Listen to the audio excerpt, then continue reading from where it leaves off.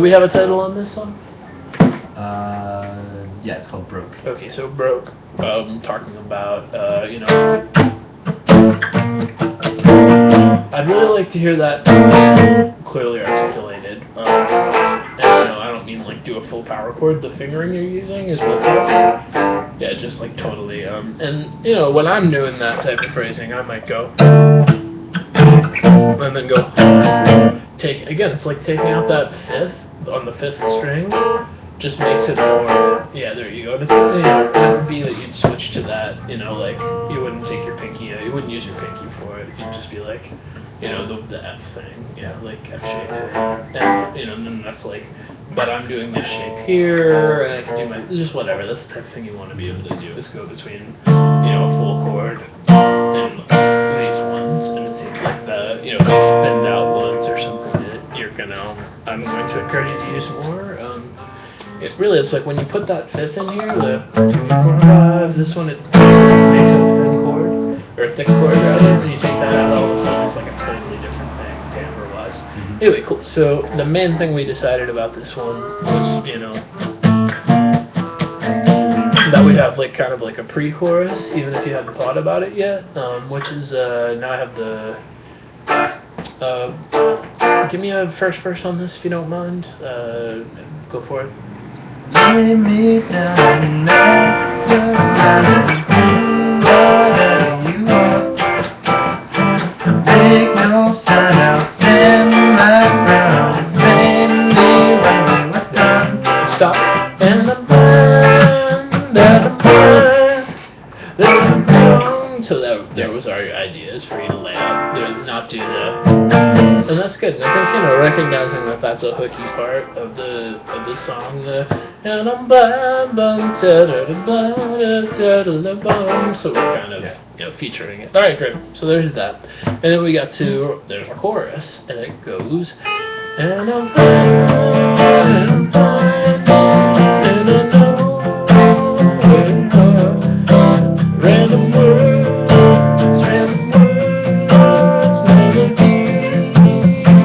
chords,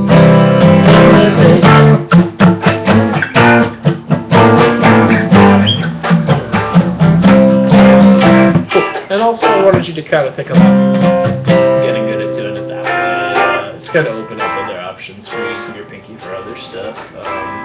And that's definitely one of those seemed hard isn't now with my current level of finger strength situations. Cool. So there we are. There's our verse. So it's got the stop. And then our chorus goes like that. And you want to work on the lyrics for that on your own. Awesome. So verse, chorus, and coming, just generally the thing I'm going to be drilling on a lot is dynamic shifts, like not ever having a flat change. And so here it goes. We blow the roof off in the chorus, then we come back to, and I think then when you start singing, you want to bring it down a little more. You might be like, I'm playing, like we just, and I'm at the chorus, then really blast it. Let's pretend the sound. Maybe like,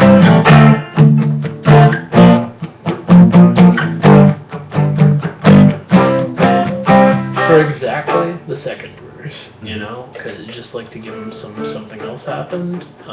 And the deal, what we're talking about here is re-intro, and then go in pocket for the verse, rather than just re-intro, then the same thing keeps happening. And the band is going to react to stuff like this in ways where it's like, when it's just you and your guitar, I mean, that's even important, but, that's the trip, is like dynamics, subtle dynamic shifts. So there it is. I want the re-intro to go loud, and then second verse, I want you to work on establishing this is my second verse feel, which will probably just be like exactly both her time.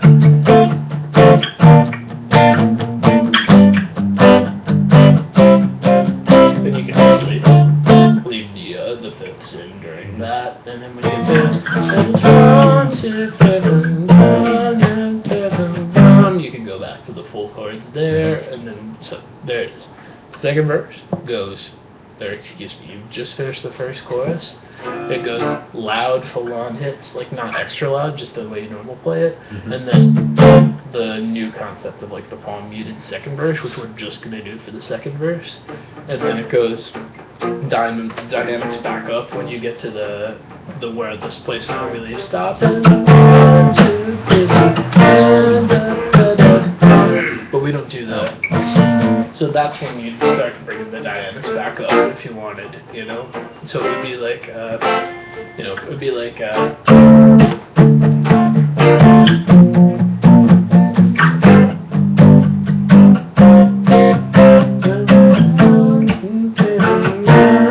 That's when you'd bring it back up, in my opinion, and then, you know, there might be room for a stop, like, you know,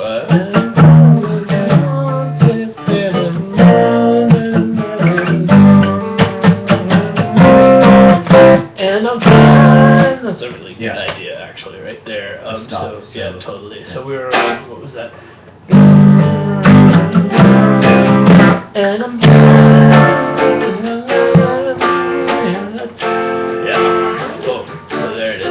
normal verse, normal chorus, re-intros normal, verse, quiet version, verse, part without the dynamics start going back up, and then stop, chorus 2. What happens after that? Solo on the A section on the verse, and I think the backing part should be like the one with all the hits. Cool. And so, you know,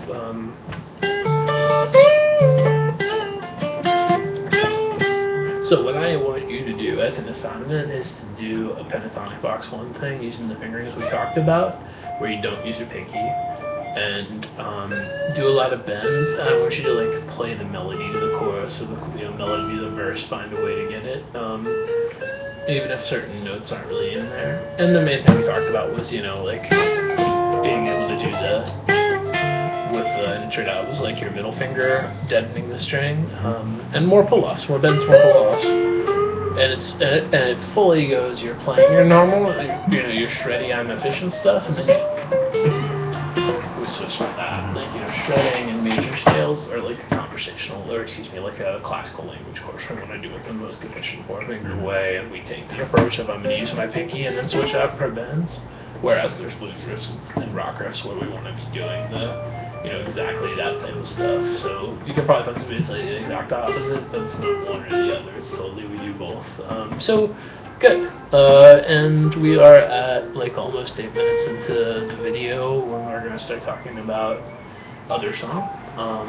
What's other song?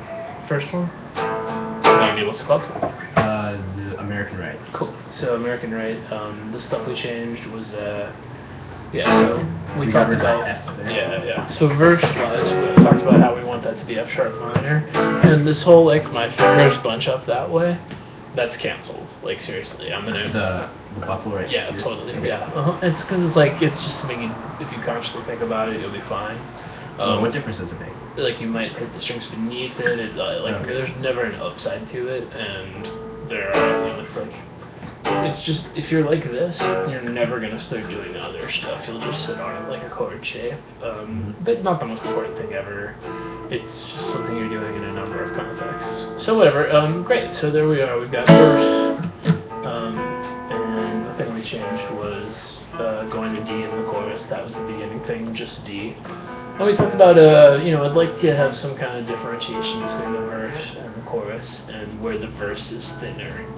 And it could go intro and then it chills out. We talked about doing these versions of these chords, you know, where we're leaving out the 5th string, which happens to be a 5th also, and it makes such a difference, you know. It's like imagine I'm playing reggae and going versus the last one totally sounds like 5 times as right. So there you go. So putting that in there versus totally makes it like a thick full chord. So you know, verse those chords where you play the octave version. You can plumb it if you want, you know, but I think you were able to do that on the first go round. Awesome. So then we were doing just right.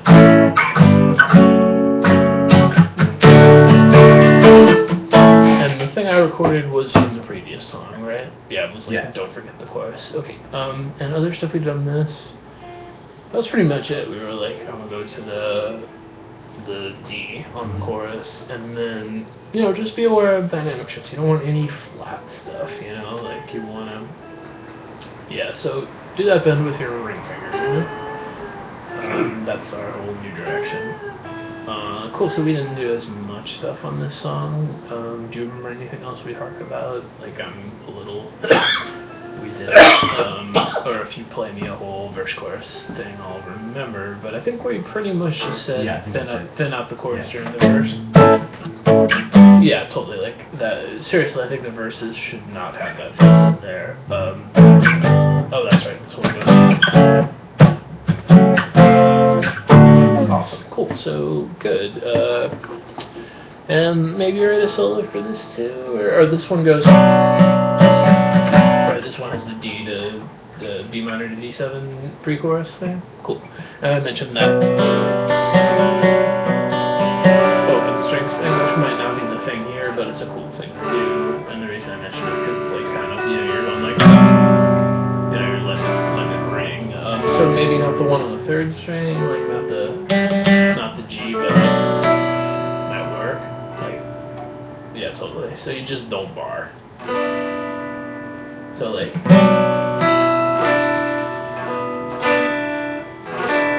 I'm going, yeah, so there would be a thing to do, like, where that like sort of forces you to do it well. So yeah, that's like a exactly playing B minor specific thing. Cool, and playing chords this way isn't bad, especially if you start throwing in the open third string, which is something that maybe isn't as obvious to do, but like cool stuff happens in the voicing that you've been using to achieve exactly what we've been talking about with thinning out the chords. So like, like what at least, so I'm playing like the D7 grip or whatever, but like literally what I'm doing is playing this chord, like how you were doing your C. We're not talking about that. We're talking about like how you're doing your C, like originally with so opening up the third string. Yeah, and playing that. That works it works at a bunch of frets. It works at the first fret. Works at the third fret. Yeah, and it's just kind of like works at the fifth fret. Works at the sixth fret. That's not an obvious way, but G is a third up from E flat, right? And then you do 7th fret, not as much though, but more F and G. Cool. And it's like, since you're prone to using that shape already, it's a definitely good guitar.